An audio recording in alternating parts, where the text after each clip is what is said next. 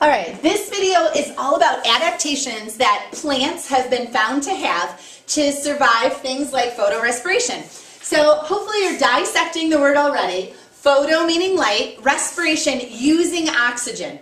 Well, in photosynthesis, you don't use oxygen, you produce oxygen. So photorespiration is actually a terrible thing that plants do. What happens, that enzyme rubisco, it always fixes CO2, but it also will fix oxygen. So we know that enzymes have specific shapes, and those shapes allow them to do their job.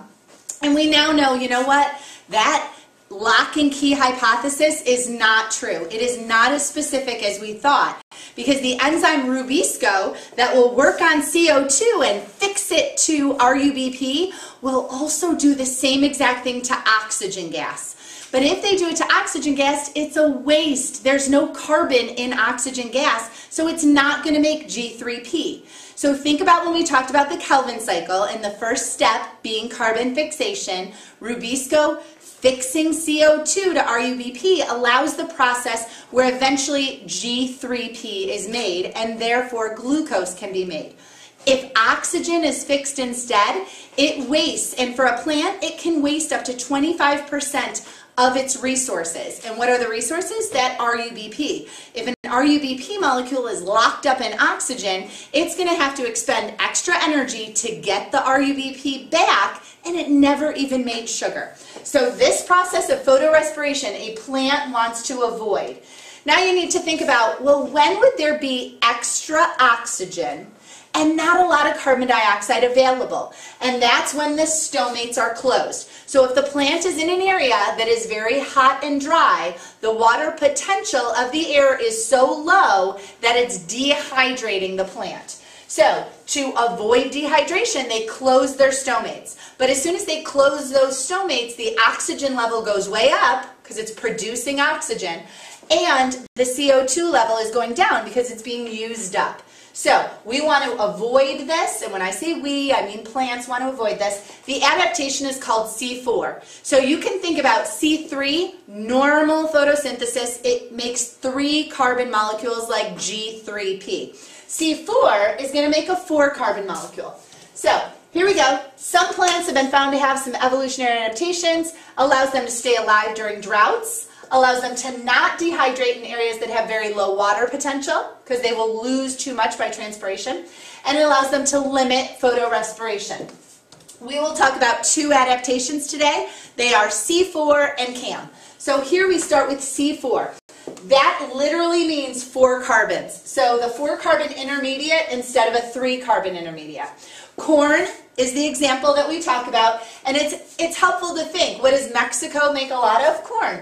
It's a very hot and dry place, and corn looks like this under the microscope. It's quite different from the leaf anatomy that we were studying. It has what's called Cran's anatomy, so named after the scientist that figured this out. There's a new layer of cells around the vein, and they're called bundle sheath cells. They're very tightly packed, and they avoid photorespiration. There's not a lot of oxygen available right there. Another weird thing about corn is that they have stomates both on the upper and lower surfaces of their leaves. Here's another picture. I just liked this picture as well. You know, I want to expose you to as many diagrams as I can. So you'll see the upper and lower look pretty similar, except for there is a cuticle on the top. Here's the mesophyll cells, here's the bundle sheath cells, and here's a vein. So you can actually see how these bundle sheath cells, tightly packed, they're not in contact with the air spaces, which means their chances of their rubisco actually fixing oxygen is very reduced. Here's some details about the C4 process. First of all, we've got a new enzyme on the scene. In the mesophyll cells, there's a higher concentration of this enzyme, PEP carboxylase. So this is a mutation. Through evolution, we have seen the existence of this enzyme where we didn't see it before. So PEP carboxylase, active in mesophyll cells instead of rubisco. The carbon fixation produces a 4 carbon compound. It's often called OAA, oxaloacetate. So that OAA is formed in the mesophyll cells, but then it's shipped to the bundle sheath cells, the ones that are really close. Kelvin cycle is just occurring in these bundle sheath cells, uses more energy because it's literally doing this process where it produces the OAA, ships out the OAA to the bundle cells. The cells are right next to each other that I showed you in that diagram. It's definitely worth it because it's reducing the chances of photorespiration. And as I said before, a plant could waste 25% of its energy doing photorespiration. Now they'll be able to keep their stomates closed so they don't dehydrate, but be able to still do worthwhile photosynthesis. So here again is that diagram, mesophyll cells being here, going through this C4 cycle where PEP carboxylase fixes carbon dioxide and produces a C4 compound. The C4 compound goes into the bundle sheath cells, gets converted back into CO2. The C3 compound goes back to, the C3 compound is phosphoenolpyruvate. A pyruvate means a 3-carbon sugar. So that hooks up with CO2 again, so this cycle can continue. And then this cycle is our normal Kelvin cycle. So there's carbon dioxide being fixed to RUBP and making our G3P, our special 3-carbon molecule that will make sugar, which can get transported right there because the phloem and xylem are in the vein really close to the bundle sheath cells. Here's our other adaptation, CAM. CAM, I want you to, every time you see that A in the middle, think acid. CRAM is called crassulacean acid metabolism. Crassulaceae are actually jade plants. It's the first plant that they found this CAM adaptation in.